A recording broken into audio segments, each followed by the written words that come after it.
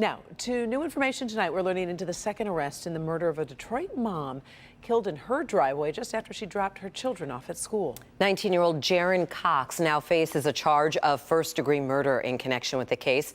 Megan Woods live tonight with more on what the chief is saying about this. Megan?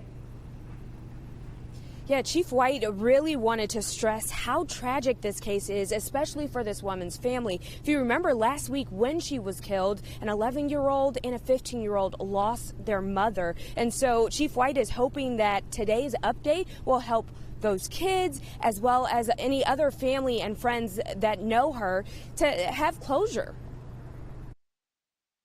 This is probably one of the more tragic cases that I've seen. Andrea Tucker, a Detroit mother of two, was gunned down in the middle of a daily routine many parents can relate to, returning home from dropping her kids off at school. This case really tugged at the heart of the entire department. Her ex-boyfriend, David Hammond, has been a person of interest since the start of the investigation. He was out on bail for domestic violence, arson, felonious assault, and home invasion. Tucker was set to testify in court against Hammond, but it's his son, Jaron Cox, who is charged with first-degree murder. Chief James White said investigators put in a lot of hard work to get to this point. Not stopping when things seem to point to one direction.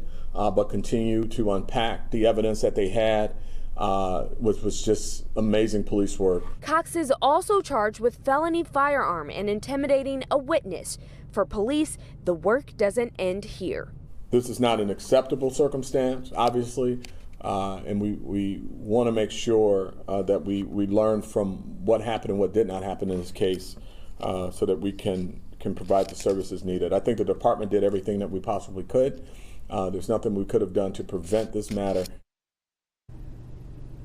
And Chief White says it's still unclear how well Cox knew his father's ex-girlfriend, and they say that even though Cox is charged, that doesn't mean David Hammond, his father, is off the hook right now. He's still being investigated. He's still a person of interest. Karen, Sandra? Yeah, and Megan, we know this affects so many families. What about resources? What are some of the resources that Detroit police have for some of these domestic violence survivors?